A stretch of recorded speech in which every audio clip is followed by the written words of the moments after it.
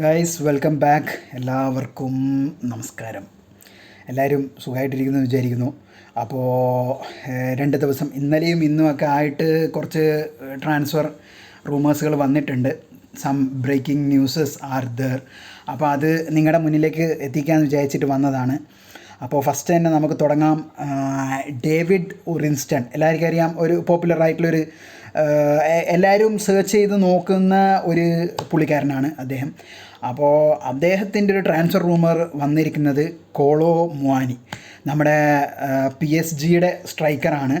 Tottenham, Manchester United, Juventus, ഈ 3 പേരും കോളോ മുവാനിയുടെ പിന്നാലെ ലോണിൽ ഉണ്ട് എന്ന് പറഞ്ഞിട്ടാണ് ഡേവിഡ് ഒറിൻസ്റ്റൺ, അതായത് ഒരു ഓത്തറൈസ്ഡ് ആയിട്ടുള്ള നമുക്ക് ഒരു വിശ്വസിക്കാൻ പറ്റിയ ഒരു പുള്ളിക്കാരൻ്റെ ട്രാൻസ്ഫർ ന്യൂസാണ്. അതായത് നമ്മുടെ ഫാബ്രീസിയോ പോലും റിപ്പോർട്ട് ചെയ്യുന്നത് പുള്ളി പോസ്റ്റ് ചെയ്തതിന് ശേഷമാണ് ഫാബ്രീസിയോയുടെ ഹിയർവിഗോ വരിക. പക്ഷേ എനിക്ക് ഒരു പിടി കിട്ടാത്തത്, ഞാൻ ഈ കോളോ മുവാനിയുടെ സ്റ്റാറ്റ്സ് ഒക്കെ എടുത്തു നോക്കി, അതിൽ കാര്യമായിട്ടൊന്നും കാണാനില്ല. ഇത് വീണ്ടും നമ്മുടെ ആ പഴയ പോലെ തന്നെ നമ്മളൊരു പ്ലെയറിനെ ചോദിക്കുക, മാനേജ്മെൻറ്റ് വേറെ ഏതെങ്കിലും പ്ലെയറിനെ കൊണ്ടുവരിക.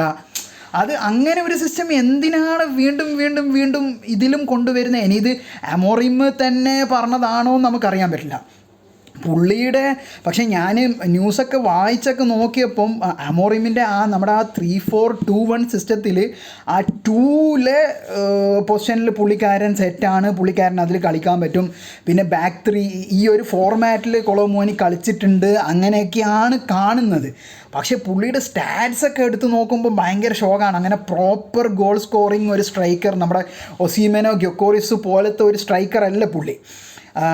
പിന്നെ കുറേ കമൻസിൽ കണ്ടിട്ട് അട്ടർ വേസ്റ്റാണ്, അതിൻ്റെ ആവശ്യമില്ല, എങ്ങനെയൊക്കെയാണ് കാണുന്നത്. പക്ഷേ ഇപ്പോൾ ഒരു ലോണിൽ പുള്ളിക്കാരനെ PSG നിന്നും വാങ്ങാനുള്ള ഒരു തയ്യാറെടുപ്പിലാണ് യുണൈറ്റഡ് എന്നൊക്കെയാണ് കാണുന്നത്. പിന്നെ അടുത്തത് എന്താണെന്ന് വെച്ച് കഴിഞ്ഞാൽ നമ്മുടെ സിറിക്സിനെ യുവൻറ്റസ് ഒരു സ്വാപ്പ് ഡീലിനെ നോക്കുന്നുണ്ട്, നമ്മുടെ ഡുസാൻ വ്ളഹോവിച്ച്. അത് നല്ലൊരു ഡീലായിരിക്കും എന്നാണ് എല്ലാവരും പറയുന്നതും എൻ്റെ ഒരു പേഴ്സണൽ ഒപ്പീനിയനിലും. കാരണം പുള്ളിക്ക് നമ്മുടെ ആർസണൽ അർട്ടേറ്റ 65 മില്യനാണ് അവനെ പൊക്കാൻ വേണ്ടിയിട്ട് ഇട്ടിട്ടുള്ളത്. ബട്ട് ഇപ്പോൾ പ്രസൻ്റ്ലി ഇത്രയും ദിവസം, അതായത് വിൻ്റർ ട്രാൻസ്ഫർ വിൻഡോ ഓപ്പൺ ചെയ്യുന്നതിന് മുന്നേ ആർസണലിൻ്റെ ഒരു പ്രൈം ടാർഗറ്റ് ആയിരുന്നു പുള്ളി. ബട്ട് ഇപ്പോൾ കാരണം യുവൻറ്റസിന് സിറിക്സിയെ വേണം, അപ്പോൾ അതുകൊണ്ട് സിറിക്സിനെ വെച്ച് ഈ നമ്മുടെ ഡുസാൻ വ്ളഹോവിച്ചിനെ ഒരു സ്വാപ്പ് ഡീൽ നടത്താനുള്ള ഒരു ഇതിലാണ് ഇപ്പോൾ ലേറ്റസ്റ്റ് ആയിട്ട് വന്നിട്ടുള്ളത്. പുള്ളിയുടെ സ്റ്റാറ്റ്സ് നോക്കുകയാണെങ്കിൽ മോശമില്ല എന്ന് പറയാം. പിന്നെ നല്ലൊരു സ്ട്രൈക്കർ തന്നെയാണ്. ബട്ട് എന്നാലും എൻ്റെ ഒരു ഒപ്പീനിയനിൽ ഒസീമൻ അല്ലെങ്കിൽ ഗ്യൊക്കോറിസ് ആയിരുന്നു ബെറ്റർ. പക്ഷേ ഒസീമനെ കുറേ പേര് പറയുന്നുണ്ട് അവൻ്റെ ആറ്റിറ്റ്യൂഡ് ഭയങ്കര മോശമാണ്, റാഷ്ഫോർഡിനെ പോലെ തന്നെയാണ്. അങ്ങനെയൊക്കെ വെച്ച് നോക്കുകയാണെങ്കിൽ പിന്നെ നമുക്ക് വ്ളഹോവിച്ച് ആരേലും വരണം എന്തായാലും. പിന്നെ സിറിക്സിൻ്റെ ന്യൂസ് എല്ലാവരും കണ്ടതായിരിക്കും. അമോറിം പറഞ്ഞത് എനിക്ക് അവനെ ഇവിടെ വേണം, എന്തൊക്കെയാണ് നടക്കുന്നതെന്ന് ഒരു പിടുത്തവും ഇല്ല. ബട്ട് എനിക്ക് തോന്നുന്നത് അത് എല്ലാ മാനേജേഴ്സ് അങ്ങനെയാണ് പറയുക, ഒരു സ്വന്തം പ്ലെയറിനെ കുറിച്ചിട്ട് ആരും ഒരു കുറ്റം പറയില്ല. കാരണം അത് ഭയങ്കര മോശമാണ്. പിന്നെ അത് മീഡിയ ഏറ്റെടുത്ത് കഴിഞ്ഞാൽ എല്ലാവർക്കും അറിയാമല്ലോ, പിന്നെ അവിടെ കഥ തീർന്ന് അവിടെ പൊട്ടി ഇവിടെ പൊട്ടി എന്ന് പറഞ്ഞിട്ട് പിന്നെ തുടങ്ങും, യുദ്ധം തുടങ്ങി എന്നൊക്കെ പറഞ്ഞിട്ട് ഡ്രസ്സിങ് റൂം കൈവിട്ട് പോയി, അതാണ് ഇതാണ് എന്നൊക്കെ. അപ്പോൾ അത് ആ യുവൻറ്റസുമായിട്ടുള്ള ഒരു സ്വാപ്പ് നല്ലൊരു ഡീലായിട്ട് എനിക്ക് തോന്നുന്നുണ്ട്, അതാണുള്ളത്.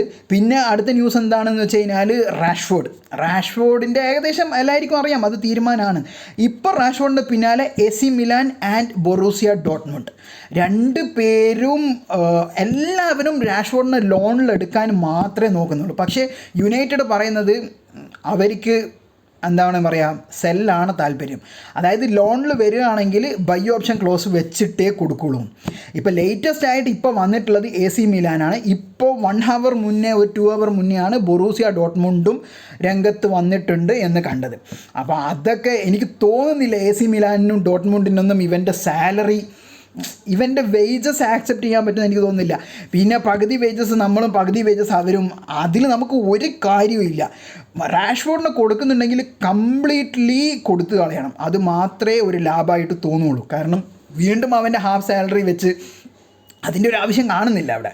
പിന്നെ ഒരു ലേറ്റസ്റ്റ് ആയിട്ടുള്ള ഒരു ട്രാൻസ്ഫർ ന്യൂസ് ആൻ്റണീൻ്റെ വന്നിട്ടുണ്ട്, ഒളിമ്പിയാക്കോസ്. എനിക്ക് തോന്നുന്നില്ല ഒളിമ്പിയാക്കോസിലൊക്കെ ആൻ്റണി പോകും, അതും ലോണ് തന്നെയാണ്.